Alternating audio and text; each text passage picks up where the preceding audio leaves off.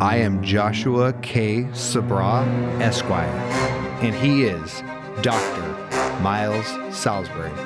And you are listening to the Miles Ahead podcast, where we share tactics, techniques, and protocol to improve your physical, mental, and spiritual health while you walk the path of the warrior. Stay tuned.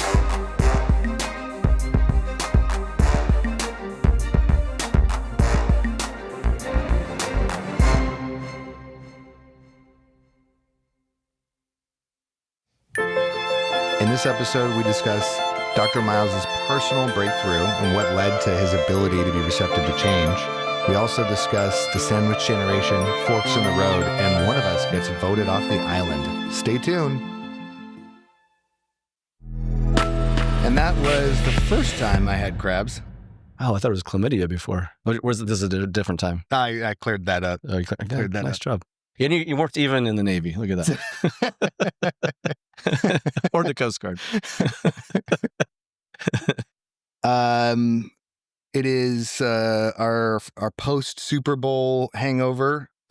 Miles has been running up and down the streets naked for the last couple of weeks. And I thought the police were pretty generous with you. They saw the hat and they were like, "Oh, we get it. They get it. They hated the Chiefs as much as everyone else did. He's not just a crazy homeless guy. No, not just. Yeah. It's on the edge, but they, the body paint with the green. They're like, all right, we'll let it go for about 3 weeks. Yeah, that's right. I earned it. They got a lot of phone calls from the neighborhood associations. They weren't complaints. They were actually wondering where the tip jar was. Thought that was a good sign of the fitness program. I got more texts from friends who don't like my team, not like the Eagles at all, but are like, thank you for beating this team that's fucked our team over so many times. And I felt like I was dreaming.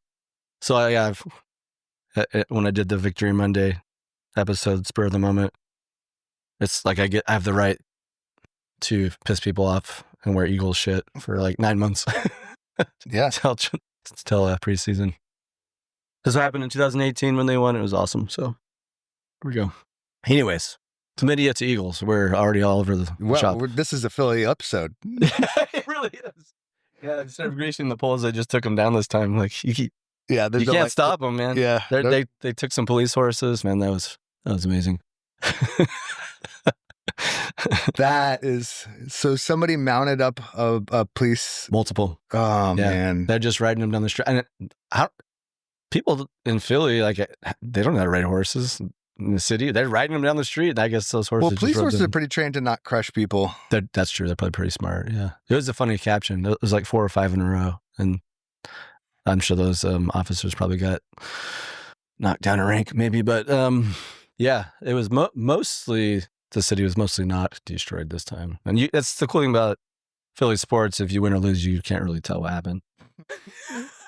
Exactly. Did they go 0-12? We don't know. We don't know. I went undefeated, the same result. But the parade went well, and I think only a few people got shot this time. So yeah, it's the whole thing. That's great. Yeah, it was awesome. Anyways, for all you non-football fans wondering what the fuck's going on, just Google Philadelphia Eagles Super Bowl win over Kansas City Chiefs, and you can get all the details, because there's a lot of funny memes out there. I love it. Yeah, you always drink more when your team wins. It gets like when your team loses, you just want to go home.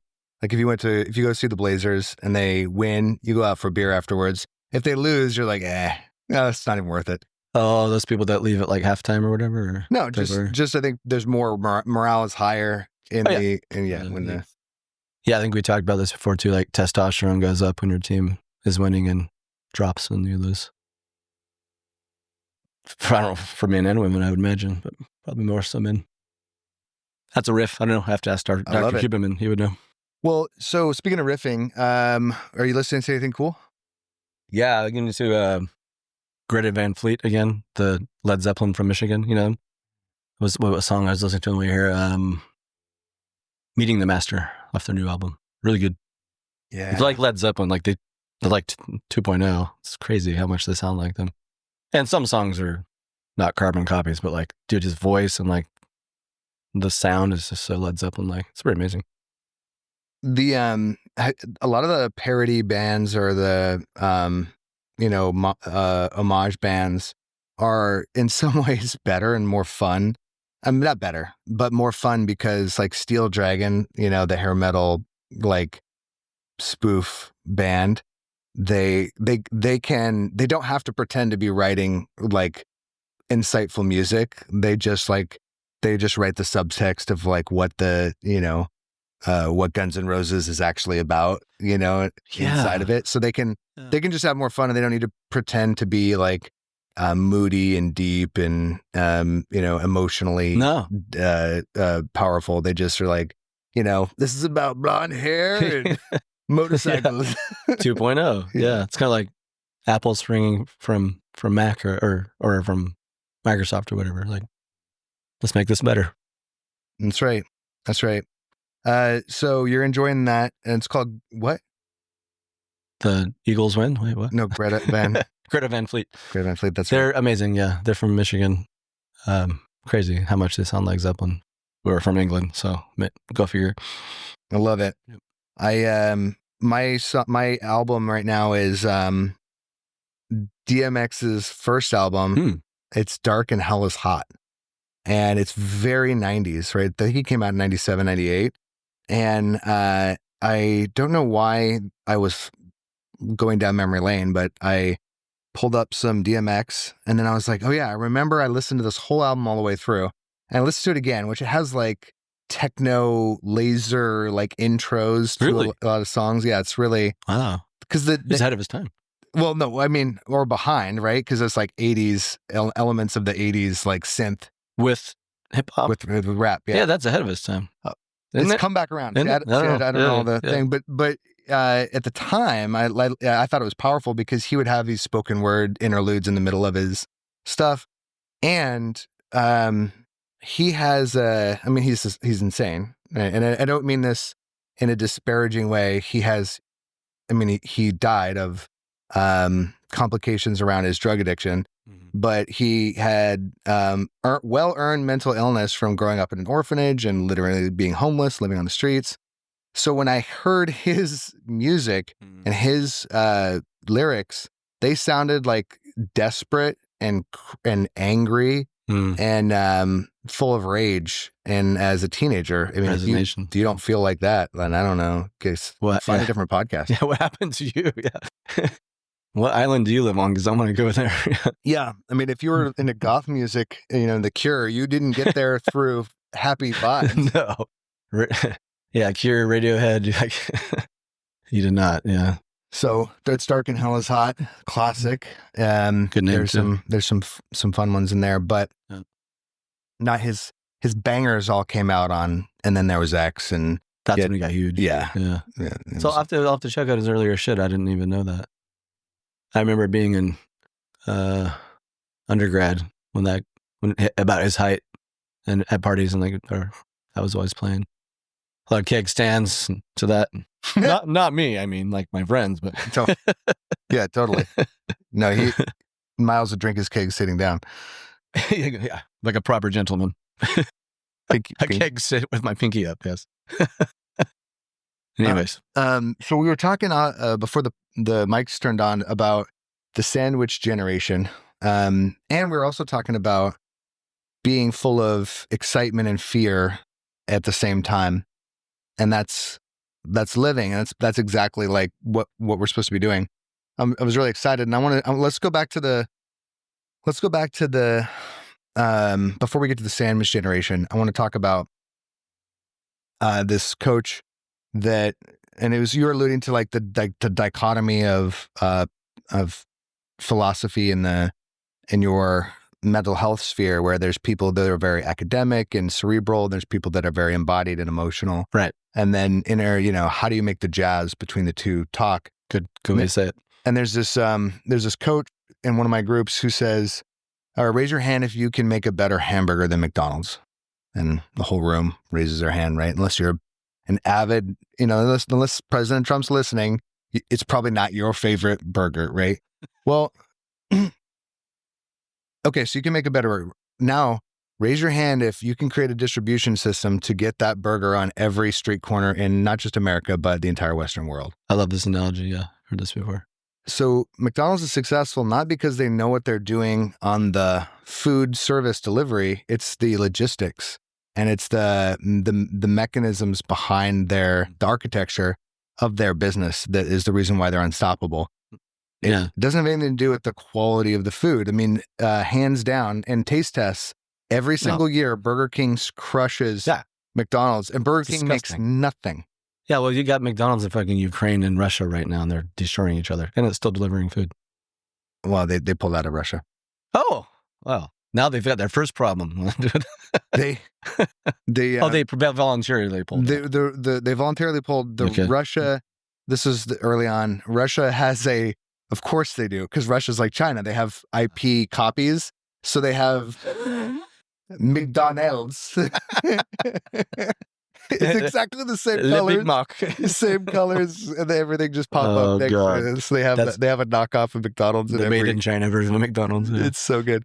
So the point is it isn't that the people can do it better than you or me. It's that the distribution is atrophied, right, of those ideas. So I mean, you've been commenting on my Instagram. So I'm committed to doing a daily IG post, just to try and create context, because back to that thesis, it's like, it isn't that people don't know that they're getting nonsense, information and guidance. How do you demonstrate the embodiment of those principles in a way that's realistic? And maybe it doesn't scale to every person in every corner in every Western city in the West, but you can start to create really great messaging and useful example to alleviate unnecessary suffering if you just use your voice now. Yeah, some of those posts have been really good, and I really like the one where you're like, personal trainers were like pirates. I was like, that is so freaking true. Like, there's not a navy with official regulations. Like, you go to a different trainer and it's like, bro, you stole that from a different island than that trainer was stole from that island. Like, that's not an MRE. That's different. So Miles has used a bunch of acronyms, but he's referring to there is no such thing as a fitness industry. There's like, people ask me like, well, what's normal in the fitness industry? I just laugh. I was like, what are you talking about? You have a bunch of unregulated people who don't know what the other people are doing. The only thing we all have in common is we're all in the ocean. Yeah. We're all doing this together. And sharing notes maybe, or whatever. Or killing each other. Or killing each other, exactly. Cannibalizing each other. Absolutely. Yeah, absolutely. I'm glad to do that. But that's our mission, right? And you got to be, if you care about we're going to segue into the hardcore pledge, the fork in the road, and the sandwich generation through this, because if your mission isn't making you curious about how you could have a deeper impact, or how you could level up your communication or level up your effort and your efficacy, then it might not be the thing for you. And that's not a bad thing. It's a good thing to know that you might need to change directions. And most people can kind of feel that they're not where they belong. Yeah. Elaborate on that, because I think some people may be, if you're using numbing agents, maybe that's a sign that you're trying to avoid that. But how do people know that it's time to make that, as Jung would say, the life transition, or instead of a midlife crisis, like that fork in the road? Well, I feel like having observed a lot of people, there's some people like me who are super emotional and can't get hooked into something that they don't really care about. And so if you're that person, you're probably already there, because if you're the artist, you don't really care whether or not anybody buys the painting, but you want to see how much paint you can get on this canvas. And finding that medium for you as a person, right? If you're somebody who, like for me, I feel catharsis when I get to teach, when I get to share, when I get to get up in the morning and work. The first thing I do at 6 a.m. is I'm talking to somebody, either a group or a class, or I'm on a call. Like it's the first thing that happens. And it's been like that since I was, knee high to a grasshopper. So what is that thing for you, right? Mark Manson shares his experience of trying to play the guitar. He wants to become a master, so he's playing for 3 or 4 hours a day. His fingers hurt and everything is torn up. And he's talking to his buddy who's a successful guitarist and is touring. He's like, hey, what do you do when you like tendonitis and, you know, you just like, you're bored? And he's like, I've literally never had any of those problems. I don't know what you're talking about. Exactly. And it's like, it's not for you. That thing you're trying to do isn't for you if you're exhausted by it. If you start writing and 10 hours later, you forget that it's Sunday and you have to pick up your mom from the airport, you're in. That's the thing you should be doing, right? So talking about like, how do you know? Well, where's the conversation go that you want to be in for the rest of your life? And if you don't know what that is for you, then it's your job, I would say, to follow your curiosity and taste a bunch of things. Exactly. Go to the buffet. Yeah. And my girlfriend just went to, she's doing a 4-day course on death doula, being a death doula. Oh, wow. She wants to do that, or she's buffeting this? I mean, she's going to be certified here. That's an amazing job. Like, that's going to be huge because that's so needed in this world, dude. So needed. 100%. I don't even know what it is, so I'm learning about it as she's telling me about these different parts of this course. And she just sent me a text saying like, the people I'm meeting are so cool. I want to fly and meet up with them. Well, that's a sign. Yeah. Right? Yeah. And so like, and I've said this before on this pod, like I'm a travel person in that I'll travel to hang out with cool people. So like, I'm very blessed to have friends all over the world who are in the fitness industry or parallel or coach. Right. And I love them. And we might have met at a conference. We might have worked together briefly, but like I assume if you're listening to this, Michael, from Heidelberg, I'm going to come and stay on your couch when I come to Germany.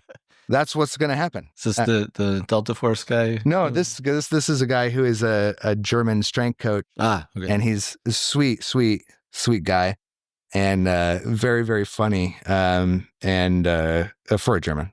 If you've been to Germany, you know what I mean. Yeah, I have a lot of German friends, and they're absolutely listening to this podcast, and they will laugh at that because they agree. Yeah. Dirk, that one's for you. Totally. Yeah, they're dry. They're like British. They're like British, but even one step more dry. Yeah, it's like British without the wit. Like dry, but like it's like dad jokes kind of. Dad jokes. Yeah, they're not crass. Like, yeah, not British will be crass, and that's actually German word cross. Yeah, it's actually almost means the exact same thing in English, and then it's like das ist echt krass. Yes, like, it's so verboten. Das ist verboten. Yeah, how hilarious. Yeah. Anyways, so okay, so the fork in the road and the hardcore pledge, right? Sandwich generation. Yeah, so we're the part that being in a place where, so when Elon Musk like goes and downsizes his companies, he sends them the same email. There's like a subject line, and it's like you have a fork in the road. You sign this hardcore pledge, meaning like what we just said, like you're going to work on weekends. You're going to work when there's a problem, not when it's time to work. Right? Like he has a commander's intent. That's pretty black and white. Yeah. And for a lot of people who are not the right fit for the company, that's disgusting. Correct. They're like, I don't want to do that. But if you were a software engineer or a mechanical engineer and your whole dream was to build a rocket that flies to space, that's your jam. You're waiting for that moment. Yeah. And you want those types to fly to Mars. So, and this isn't I'm not a Elon Musk fanboy, but the purpose of the fork in the road is to get you to weigh your priorities against what's required. And it doesn't mean like, and this segues into the sandwich generation conversation that we were having. It's like, if your priorities do not allow you to be 100% on mission, that's not a bad thing. Like, that's not some sort of a knock against a person. That's just, now is not the time. Gary Vaynerchuk, who's a workaholic and, in the entrepreneurial space, he was famous for a lot of hustle porn. But he said, like, I can only do this 7 days a week because my kids are happy and healthy. Like, if my teenagers were cutting themselves, do you think I'd be doing a podcast? Correct. I'd be driving my girl to school, making sure I understand actually what's happening in her life. Yeah. Like, no, my kids are happy and healthy and successful. My wife loves me. Like, everyone is good. So I get to be out here doing my thing. What matters most is taken care of. Yeah, but for once, it all goes away as soon as there's something that's really important. This is a good life truth, and a lot of people overlook that one. Yeah. So I think like we judge ourselves against Kobe Bryant or Gary Vaynerchuk or some high performer that we admire. I might admire many of those people. For sure. And I'm not waking up at 4 a.m. to play basketball like Kobe is. Great. That's what he should do. So this, like, the conversation about that fork in the road, weighing it against what is really going on in your life. And in my life, in the last, 5 years has completely changed, right? But in the last 6 months has changed a lot. Been taking some heavies. 100%. And so I'm 40 and I have... We climbed at Mount Adams for that day. That's right. We talked about that. That's right. That's right. And now we got to do another summit this year. We'll do another summit. Yeah. But I'm 40, so I have 2 high needs parents. I have an extended family now with my girlfriend and her family and a niece and a sister-in-law and a mom. And over the last few months, like, more and more complications on both sides of our families have been coming up. And, it's like, if you have grandparents and you're lucky enough in your 40s to have them, that the clock's ticking, right? And then, so that was a priority to go see some. And then as people's health gets more complicated, all of a sudden it's not just a priority. It's like, it's actually going to take up some of your bandwidth in your day to day and your week to week. Yep. And, how available are you to make those flights, or how available are you? And then you start to weigh that against your own personal career priorities. And you're like, okay, so maybe I'm not a 7-day-a-week person anymore. Maybe I'm a 5-day-a-week person. That's okay. It is okay. Maybe I'm a 4-day-a-week person. Like, now I've got an Italian work schedule. Like, yeah, we are in France now. Yeah. And so, like, back to that fork in the road, it's like taking the left fork and not taking the hardcore pledge doesn't mean that you're a pussy or you're some sort of quitter. It just means that this isn't for you right now. And like that, I think people want to have judgment about, like, the person who sends that email, the person who gets that email. It's like, it is what it is. It's realistically, if you're going to be best in class, you need to be ready to do this thing. And you got to always be listening for that too, because it's not just one fork that comes your way. That's right. That's right. And like, the algebra changes, right? Almost day to day. Yeah. And the engineering your life so that you have the most freedom and the most resources to leverage against those things, or your personal commitments, career, family, health, all those things matter. So the reason why we're discussing this in an abstract way is because of the personal pressure that I'm feeling. I don't feel like I'm available to do as good a job consistently as this podcast needs. And Miles and I talk, when we're banging, we're talking about guests. I mean, every day we're texting, emailing, preparing. Believe it or not, we actually prep for this. You can't always tell, but we actually we put some work in some of these. We put the work in some of these. And we have wonderful guests, and we have a wonderful audience and a wonderful podcast. And the last thing that we need is, like, a podcast host to not be doing their part and showing up and delaying things. And it only takes a few dropped guests to where you get a bad reputation for not honoring people's time. And then, it's like, why put yourself in that position of being super stressed every single second, every single decision, every single week? So that was my fork in the road, the place that I came to. And I was like, okay, so for a while, the Miles Ahead podcast will be led literally by Miles. And that's great. And it's my challenge now. Yes. What great verbiage. It's my challenge. Mm-hmm. That is exactly right, Miles. Mm-hmm. So we're doing a changing of the guards, so to speak. Not that we're getting new roster, but Miles will be soloing the interviews and the shepherding the pod for a while. Yeah, we'll definitely have guests. I'll do some more solo casts. I did the Super Bowl one. That was kind of my first stab at doing that, but Connor Beaton, Traver Boehm, these guys I look up to, they're doing it. And I guess I'm following that footsteps until you're either ready to come back, or I know you're going to come back and intermittently be on the podcast like that. We already talked about that. So for all the people out there, I know this might be a sad day for people that are big Josh fans. And you're not going to hear his voice week in and week out. But he will be back. Because we did talk about this. But he is taking heavies in life. And it does make sense. Like, you're going to get crushed if you try to do all this. And I don't know how much you want to tell the audience about what's going on or not, but you don't have to. But I just want to say, I know what's going on, and it's a lot. And it's emotional. Yeah. Yeah. Well, and it's, you know, you and I talk about this too. It's like, it's such they call this the sandwich generation because we're taking care of kids until they're, you know, 40 or 50. and then we're taking care of our parents, and their needs overlap, you know, and that impacts your ability that impacts a lot of things. So it's, you know, if you're listening to the podcast, you've already been in these conversations. These are conversations that you and your significant others, or you and your siblings, or you and your parents have had, because things can get out of hand really fast. And yeah, so I'm not going to reveal anybody else's information, but it's certainly not secret, and it's not unique to me. But there's no buts. I would just say that the onus is on every one of us to be very, very honest about what our time and energy is really for. And that doesn't mean you can't have fun and watch TV and play video games, or it doesn't mean you can't, but like to have the great things in your life, you have to say no to not just bad things and inconvenient things, but you have to say no to good things, and sometimes even great things, if they're mutually exclusive. That's harder too.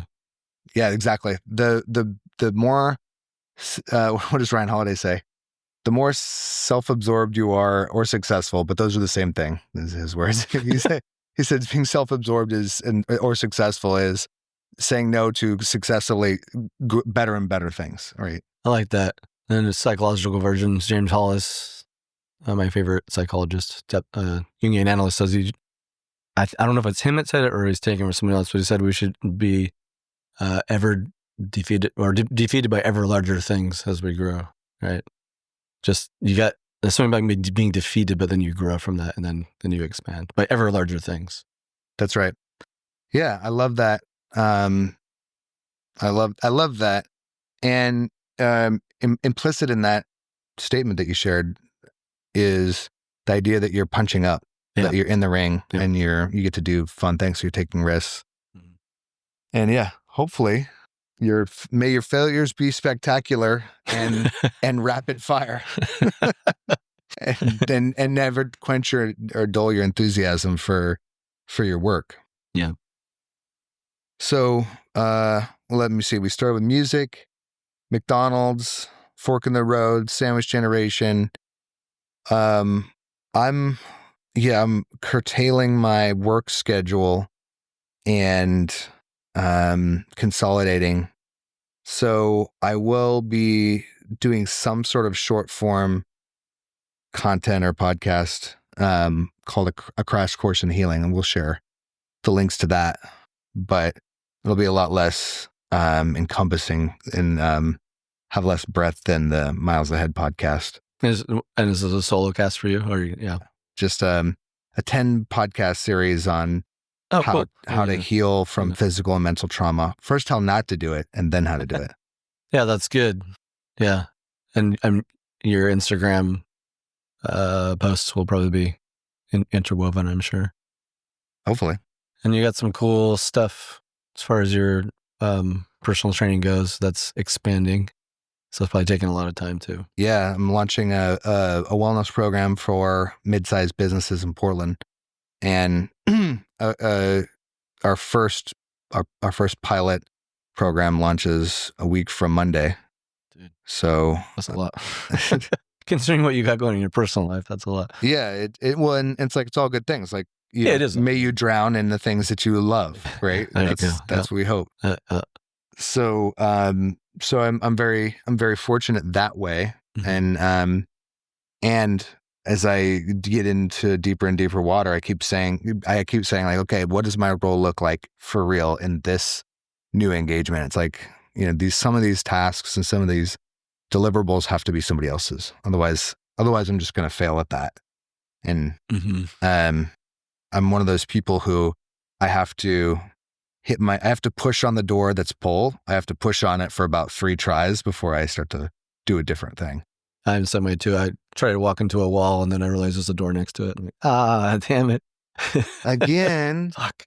Who moved I thought I that? could just go through this thing. So yeah, learning and growing. You said something powerful to me too before we started the pod. What's our record time right now? Half hour. Okay. I just don't want to get us too far off topic because we could talk forever. But that, you said that book that you're reading, what is it called? The Courage to be Disliked. Talk about synchronicities. So Dr. Huberman talked about reading it. My therapist said I should read it. A patient came in and said it changed his life, and it did. And then some other person mentioned it. I was like, okay, synchronicities is slapping me in the face. And Carl Jung said when synchronicities appear, you're meant to sort of pay attention to them, or you don't, and then that's your fault. But yeah, I've been reading this book, and it's Adlerian psychology. It's written by 2 Japanese authors, and they've also one called The Courage to be Happy. And apparently that one's the first one, so I'm reading them out of order, but whatever. And for me, it's it kind of punches the intellectual part of you in the nose that says you can't change. Adler apparently was really good at this. What? Okay, so what you had a gesture for it and everything. Yes. But what allowed you to be receptive to that message, or how did the message get delivered in a way that allowed you to hear it and, most importantly, feel it? Good question. Beautiful question. If I would have read this book 20 years ago, I'd have stayed intellectual and be like, oh yeah, that makes sense. I think if I hadn't been doing all of the inner work, somatic work, IFS, Gestalt, all the things like that, the phase 2 I call in therapy, I don't think I would have been ready for it. When you said a good sentence before, like, how do you make the jazz between the intellect and the somatic work? It's like jazz. It's the talk between those two is like jazz. It's very riffy and like sometimes like a cacophony, and sometimes it comes together and it's like a symmetry. And so a lot of men, like, we're very in the logos, into the intellect, stereotypically speaking. A lot of women swim in the emotion. And we both have a mix of both masculine and feminine energies. Adlerian psych is I like stoicism. It's like it does talk about emotion and like how to not let it overtake you. But if you're the kind of person that's a very emotional person and you need something that's more like intellectually sort of like a guidance for you, this book is great. Because a lot of people have the belief that because X thing happened to you when you were born, that's your story and you can't change. Oh, because I had this going, that's that thing again, and that's why I can't change. And you can become a perpetual victim or whatever, or maybe you grow in some areas, maybe you don't. And for some people, they do a lot of like ayahuasca and they do a lot of psilocybin and they get these big spiritual experiences and they feel and like, but they don't have the intellectual or psychotherapeutic skills to understand what the fuck just happened. So they have like a good weekend and then a week later, they're like back where they started. Like, I still feel depressed and anxious. What's going on? No, they didn't get the phase 1 of like, hey, do you know what happened to you? Do you know your story? Like, you do need the narrative, but you don't get stuck in the narrative. So this book, Adlerian Psychology, destroys narratives, bad narratives. I can't remember the verbiage that he uses, but there's like, if you stay with the story that you're told, that you believe. So if you take mine, for example, my parents' divorce is the reason I'm the way I am and why I can't do things I do, blah, blah, blah. He takes that and flips it on its head. And it's like, well, here's the reason why that's not true. And the book is cool. It says Socratic between like a student and a philosopher, and the philosopher is the Adlerian expert. And they kind of go back and forth with each other. And the student's trying to like debunk his methods. Like, no, trauma is real. And the thing happened to me is real. And this is the way I am. And he's like, well, yes, that happened to you, but doesn't mean you can't change. And like the way it goes through really flips that. And it just opened something within me. And I already had access to the emotional. And so I had a really deep therapy session last week where those two, the jazz happened. And it was like very synchronistic. I mean, this is why you pay attention to synchronicities. I don't think that would have happened without me paying attention to someone. Like 4 times when I mentioned this book, within like 4 days, 3 days, it's like, okay, I need to start reading this book. And then I had that therapy session, and I had literally the deepest therapy session I've had in my entire life. But I've been doing the work for a long time, so I was ready. So it's you can't just read this book and everything's going to be fine. But for some of you out there, it might be the one book that you needed to unlock some shit, just like any book or just like any modality. So it's been fascinating, really, really fascinating. And this is the way I work with my patients is a phase 1 and phase 2. These two gotta talk. They're always talking anyways, but you gotta consciously do it. Make your unconscious conscious, as Jung would say. And so I'm working more with, I needed that. I needed the intellectual explanation of my story through the eyes of my 8-year-old self, if that makes sense. And that's kind of what happened in the therapy session. I regressed back with IFS and Gestalts in a very healing moment where my therapist, there's a whole process and it would take me forever to explain, but basically I was imagining myself in my room, just crumpled up with my head on my hands on my knees, like freaking out basically because my parents said they were getting divorced. It just happened out of nowhere and there was no explanation. Then Dad was gone. And so my self or whatever, my psyche imagined me sitting in the doorway, and there's this whole process that IFS you approach. Does that little part of you want to be approached or not? And blah blah blah. And I got there, and then my therapist came in, and she took over the role of like the mother I needed. And for the first time, I saw through the eyes of that little part of me, and I hadn't done that before. And she was saying things that I needed to hear at that time I didn't get to hear when I was that age, and that was a big release. It was in therapy. That wasn't a dream. Correct. This was in therapy, yeah. Which it feels like a dream state. You're doing it for sure. So the difference is you're reading this book and simultaneously you completed the loop of the open, unfelt emotional momentum from 8 years old or whatever it is, and so you were able to go back and feel that actually. Yes. And then because you could feel it, you completed the loop of learning. Yes. And you were able to then integrate. Yes. The 8-year-old part of my nervous system sort of got, it just wanted an adult in the room to say, hey, this is what's happening. It's not your fault. This is why. And she has children. So she talked to me like a mother would.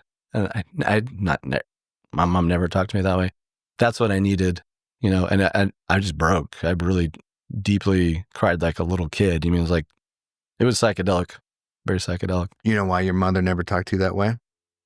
Do I know why? I have my rational reasons, but the way that when my therapist talked to me as if she was a mother, it made sense to that little boy. It was in little kid language. Yeah. That's so fascinating when you can do that. And zoom out and zoom in from that viewpoint. You had somebody's nervous system to regulate off of. Yeah, it's almost like I went back in time and I'm in my 8-year-old nervous system and I'm borrowing my therapist's nervous system in an imaginal memory. It's like a mix of memory and imaginal space. You're doing it in real life. But you're doing it in real life, yeah. And that's therapy. That's what changes. Like you can't just think about this shit and you can feel the stuff came out. Let's say the healing part twice so that people don't miss what happened. You borrowed from your therapist's nervous system to complete the loop of an incomplete loop learning cycle. Yeah. Right. So or the start of continual process. You call it trauma. Trauma is just an incomplete loop. That's very traumatic. That's very severe, but it's just an incomplete loop, right? As a la Cedric's lesson. Correct. Right. And without borrowing from another person's nervous system, you can read all the books you want. It's not going to complete the loop for you. No, they have good insight. And the reason why some parents, like I think about people who feel their feelings instantly and they just grieve and move on. When they were kids, their parents were not dysregulated by them. Bingo. They were able to borrow from their parents' nervous system so they could be scared. Yes. And the parent would say, yeah, everything's fine. And the parent was fine. The parent was regulated. Yeah. If it doesn't matter what the parent says, if they're full of terror. Yes. It doesn't matter. You aren't going to hear the words as a kid. You're going to pick up on their energy, their nervous system. So the basically, if you've ever heard the words "do as I say, not as I do," that is coming from a dysregulated person, because that person cannot regulate themselves without the coping mechanism that they're trying to tell you not to use. Yeah. Right. So and then this is like, you can have a heart full of judgment if you want, but that's healing. It's very healing. And I know I'm going to have to go do this more and more. Like this, it's an iterative process. As long as you're alive, yeah. Yeah. That's why I don't believe in short-term therapy. I think it's crazy unless you have a very topical problem. Therapeutic relationships, though, if you're living life right, are interwoven into the fabric of your community, right? Yep. So you should be we all can be having healing conversations on big and small levels, all the time. The issue, and it's so strange, it's all the Western world, a la Cedric, but I think in America it's bipolar. It's like roughly a third of Americans grew up in some sort of traumatic had traumatic childhood injuries inflicted on them mostly by their parents who are dysregulated. Yeah, the adverse childhood experience scale or whatever. Yeah, that's an assessment. Like basically, I think a third of Americans got 4 or more, have 4 or more, which they're crazy. They're like food insecurity, violence from parents. It's things that are wild. It's just absolute savagery. And they're only 10 on the list. Yeah, right. So you were able to, because you had somebody to sit with you and help you regulate your nervous system, you're able to do the work, go back and feel the unfelt. Yes. And complete the loop. I think what really helped was the first time was like actually seeing through my 8-year-old self's eyes. I hadn't really done that yet. I could see my current self seeing my 8-year-old self and give him a hug. And like that was in a previous therapy that was really healing to that part.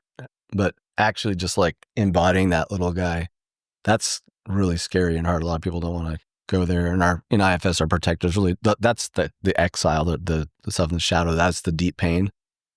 There's a part of you that doesn't have a job, that's an exile. And that was an exile. And that's the point to get there in these therapeutic modalities so you can heal that. And that's the first time I actually got there and was able to stay with it. And the way he was talking back to her was almost as if I was a little kid. I really did feel regressed. Not in like a dissociative bad way, of just like I was him for like half an hour just talking. And the part, my adult part that was just sitting there. He didn't say anything. It was spooky. And this stuff is like psychedelics without the drugs. If and when you can get there, it does take time. Not everybody's ready for the phase 2. Like it sometimes takes a long time. Sometimes if you do a lot of psychedelics and then you do these kind of modalities, you are ready, because that shit blows the intellect wide open or makes the parts go to sleep. Mm-hmm. And so, but I really do think people that do psychedelics ought to do psychedelic assisted psychotherapy, because man, that can really do wonders for you. Yeah. I have been blessed with some amazing teachers. And shout out to Sarah McMinn through the Pacific Northwest Integrative Healing Center. I think she just got affiliated with them. But we did one psychedelic journey. It wasn't therapy at all, but it completely changed the trajectory of my own personal. Were you doing psilocybin or? Psilocybin, nice. Yeah. We did like, I would say it was a heroic dose. It was. How many grams? 3.5. 5 is generally up. 3.5 is quite a bit. Yeah, especially the stuff they're giving you. Yeah, that's the real stuff. I was fasted, and it worked. It worked. Yeah, it was pretty amazing. And if you're ready, so back to like intellect, like having read all the books, it helps prep you for sure. But like, it's not in your blood. It's not in your fucking blood. It's not in your nervous system. No. And then. But I was so ready that like all I needed was to be flicked off the edge. Yes. And so like I took the dose and immediately just dramatic healing. And like we had our follow-up session and she's like, "Do you have any questions?" I was like, "No, I'm good." Like she's like, "You don't have any?" I was like, "No, I get it." That's either a scary response or a great response. As therapists, we fucking hate that one, because it's like either are you suicidal or did you transform? Because dude. Yeah. You're right on the edge of like, Oh man, But she could feel it because she was in the room with me and she was on a gram. She did a small dose just to be sort of in the same wavelength. Yeah, She was like, "You were done. You were gone." Like, Space Ranger. and I was. The version of the journey. I hope this is all legal. Oh god. Anyways, we'll It's becoming more legal and legal. It's decriminalized in Oregon. well, halfway in, she was like, "Do you want another gram?" And I was like, "Yeah, absolutely." I don't know who would say no to that if you could feel this good. If you've ever had a bad trip, then I'm sorry. Write in, tell us your experience. But I've only ever had really good experiences. Really? Yeah, Oh, wow. because I surrender. I don't try You're to. a good surrenderer. I do not try to. That's why people have bad trips, I think, because they resist and think something's bad and they get scared and they don't surrender. And the ego holds on to being present and it's freaky. So good on you. I could feel it, because you kind of go through waves and thresholds, and like as the threshold comes on, I'm like, oh, I get it. I have to go now. Like Love it. And I'm ready. Love it. Because it's like Do you think some of your military experience helps with this? Like jumping out of the fucking airplane. Honestly, I think it's ready to, it's go time. I'm jumping out. Well, so you totally, there's a piece of that of doing something you're afraid of and then having it pay off. So you kind of know that there is something good on the other side. The courage. But I think about this a lot. I think that letting go, like moving around a lot and saying a lot of goodbyes to friends and family over the years, and all around the world, and you meet so many wonderful people in the military, and you say goodbye to them fast, like because you're constantly saying, they're ETSing in 8 months, or they're getting out or moving to a different unit or dying, or dying, and so it's just a lot of goodbyes, and I just like it's a great gift, and everybody handles it differently. So I'm certainly not it's not the way, but it's a great gift if you can just be fully present with somebody for that short amount of time that you have, and not hold back because you know that your friends are going to go away soon. Yeah, because it hurts. Totally. And your friends are going to go away soon. So I think there's a lot of surrender that was sort of built into that, those experiences of saying goodbye. And so having that ability was really great for me. And I feel totally blessed, but it's totally changed me. But the reason why I got so much from it is because I'd done all the academic work. Yeah. But the embodying of the positive emotions. So I totally get why people would fall in love with their therapist or their coach, because they make you feel good. Right? Yeah, you're deeply making contact with someone who's showing you unconditional love. Yeah, and they're you can borrow from their nervous system. They're totally present with you. And if you don't, this is why I was talking to another friend who like many men, didn't get a lot of affirmation from the people around them. So when someone was nice to him, he thought that meant that they were in love. Right. Yeah. And classic. Yeah. He would sexualize, and just me too, sexualizing attention is something that if you don't get any attention, loving attention, then you think that is a special relationship that you have with people. So I totally see how people would fall in love with their therapists or their coaches, and because they make you feel so good. But that feeling good piece was what was missing, and the psilocybin helped connect all those dots and allow me to experience what, when you're in a good place with the medicine, you're feeling very connected and loved, and to yourself, most importantly. Yes, that's the sweet spot. Like when I was regressed as a little 8-year-old, I was felt the part of me watching it of my highest self sitting in that door frame in the image was very compassionate and sad for that little guy. So it was a dual experience, sort of. I was toggling back and forth, but for about half an hour was that little guy. And that's self-compassion right there. I always wonder, what does self-compassion mean? It means lots of things, but that's deep self-compassion right there. And that's learning to be self-led. That's all the self-parenting, all that stuff we're trying to do. How do adults? Well, then that's part of it.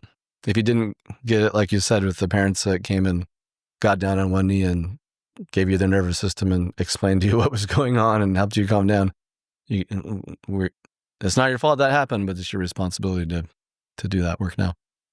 Well, and I think we could close on this, and this is the creepy part about this whole all the work that we're doing, everyone is self-led right now. Elaborate. Well, like, before I figured it out or got there, I'm using air quotes here because I don't know if we ever get there. No. But not unless you're become enlightened, whatever that means. Even if I hadn't done any of that work for the last 5 years, that kind of led me to a place of peace with myself that I never thought I could feel. Even if I hadn't done that, I was self-led the whole time. I see what you're saying. Yeah. Because like the schism, the trauma, the fire that you fall through, jump through, and roll down the hill through, those are all the choices that we make, right? And we say, and I would say, and when I was in my victim state, that it was this curse. I'm constantly moving. I can't ever settle down. I don't have a home that's truly a home, like what white picket fence and those things say. But the home I created was with my friends, and I was always surrounded by love. And the whole time I was self-led. I was creating the world around me that was an accurate reflection of what was inside of me. That's what we do. It didn't look the way that everyone else's version looks like. Correct. Right? Yeah. But the whole time it was mine. And the problem is when someone tries to tell you how good you're doing and how well you've adapted or how smart you are or whatever, and you're still in your victim state, you'll sit in a palace and it will look like a prison cell to you. Mm-hmm. And the joke is that we're self-led the entire time, but we have this filter over our eyes, like a screen. The parts. Whatever you want to call it. Everything is shit colored. Yeah. And we can finally see when we actually like really truly have someone sit there, hold our hand and be like, this is it. This is it. You're fine. It's gonna be okay. Yeah. Yeah. You're okay then. You're okay now. That's the healing. Yeah. It really is a magical thing. And it is a life process because more forks in the road will come. First Noble Truth of Buddhism, life involves suffering. So you get more chances. Don't worry. Yeah. Well, my version of heaven is me and my friends sitting around drinking moonshine, telling lies. I love it. And where are you? What environment? Doesn't matter. Doesn't matter. Even better. Doesn't matter. Home is where the heart is. You are such a Cancer. You bring that house with you. That's genius. That's it, man. All right. Well, so this is a bye for now, but you'll be back intermittently. There'll be surprise episodes. I'll be the celebrity guest cameo. Yeah. Don't worry, guys. He'll be back. And then, when you do your 10 series, I'll put a shout out whenever I do a solo cast to make sure people know how to find that. Crash Course in Healing. You can also find my OnlyFans. We'll link it in the show notes. That's where the new BMW came from. Fancy footwork. You do have nice feet, yes. Why is it all coming from Japan? It's weird. Anyways, we always have to end on a fun note. I know you all missed that, but don't worry, Josh will be back. It'll be me for a little bit, and I'll have guests. Don't worry. Podcast will keep on rolling, and it'll just iterate, and it will become what it is. And we learn by iterating. And like Josh said, what wants to come through you. If you can't stop, then it's probably accurate. And for me, it feels like I don't want to stop this, so I'm going to keep going. So if you want to listen, go ahead. If not, stop. It's all good. But if you do, and you think this will help people, do share it. My intention is to keep it going. Josh will be back, so don't worry. And I do have some cool guests coming. I probably will keep it how mental health meets physical health for now, because they're so interrelated. We just talked about that in a nutshell. The brain is part of the body, so that's more the intellectual part. And then you have the somatic part, which is also your body, but then you have the psychological mixed together. I thought I'd call it like the sort of the biopsychosocial model, but then people go, what the fuck's that? So Yeah, the BS model. the BS model. There we go. New podcast. Yeah, I'm sure that would work. But I'm rambling. Sorry. Yeah, I'm probably rambling because I just want this to end because I'm sad. I don't want you to go. And Appreciate that. Into a new unknown. We're going to both start crying if we're not careful here. Crying again. Yeah, exactly. We've already done that in each other's presence. It's okay. You more than me. Like I think the psychedelics are helping you access that really well. Yeah. I'm an easy get when I'm there. Yeah. Yeah. And that's how we should be as men. Like I was saying before, like my wife will be like Dumb and Dumber and cry at the cheesy Hallmark commercials and like, what are you doing? She just has such access to emotion. And then we'll watch a show that has like something that gets us both, like Welcome to Wrexham, it's like a slam dunk for like laughing and then that like just jabs you in the heart at the end. She's just like bawling and I'm like trying to hold it back. I'm like, why am I holding this back? Why? So good. It's so dumb. Just let it go. It's healing, man. It is healing. But I think it's a trust thing. Like you want to be around. I think it says I'm in front of my daughters and there's part of me that's this masculine part that's like, guys don't cry in front of women. And it's so dumb, but I need to show them like, I'm setting an example for them. They're going to meet a stoic with a small s stoic dude if I don't emote in front of them and show it's okay to emote as a man and still be a man and get back up and be a man. That we do have that within us. So I just got to keep watching Welcome to Wrexham in their presence. It'll happen, man. If you let it, I think. But I get it. Yeah, it's a trust thing. I don't trust your wife either. I would be, I would be cautious. If she listens to this, she'll be laughing. Yes. Yeah, and she needs to hang out with your girlfriend some more. That's cool that she's doing the death doula thing. That is so needed in this world, man. It's a lot of people die very lonely deaths with clinicians and doctors that don't know or are scared to do that. And if you have someone that will sit with you, it's amazing. Mm-hmm. It really is. In I guess I call it my spiritual practice in Buddhism, you'll have somebody who is designated to do that with you. And there's a whole ritual about sitting with you when you're dying and you're meant to like only touch maybe the top of the person's head. So your whatever it is can leave there and have a favorable, there's a whole process with favorable rebirths, but being with somebody. Yeah. The ritual, the process is important. And she's doing work of like defining rituals for herself and how to help somebody create a ritual. Mm-hmm. But I think it's in a culture, probably the biggest vulnerability that America has is we don't have emotional honesty very often. And in the medical community, it's probably it's the lowest, right? They'll treat you to death. They know it's not going to work. They don't really tell you that it's not. But if you can be present with someone and be honest about what's happening, famously, this one ER doctor had a burn victim come in and had burns over like 60-70% of his body. Oof. And so they have to like start doing, they have to sedate, do some skin grafts, but the person is in shock. So when you sedate them, they're going to die. They're and so they were getting ready to go into the operating room. And the doctor's explaining the treatment. Well, we're going to sedate you. It's going to be, pretty dangerous. And then the guy's like nodding. He said, do you have anybody you'd like to talk to before we put you under? And he said, yeah. So he pulls, I'm getting sad, but he pulls out his cell phone and he has him call from his personal phone. And it's just like, leave him a message or whatever. And it's like, that's emotional honesty of like, hey, we're going to do our job here, but like, this is the last thing you're going to do. So you should talk to somebody. Yeah. And what a gift. What a gift. Mm-hmm.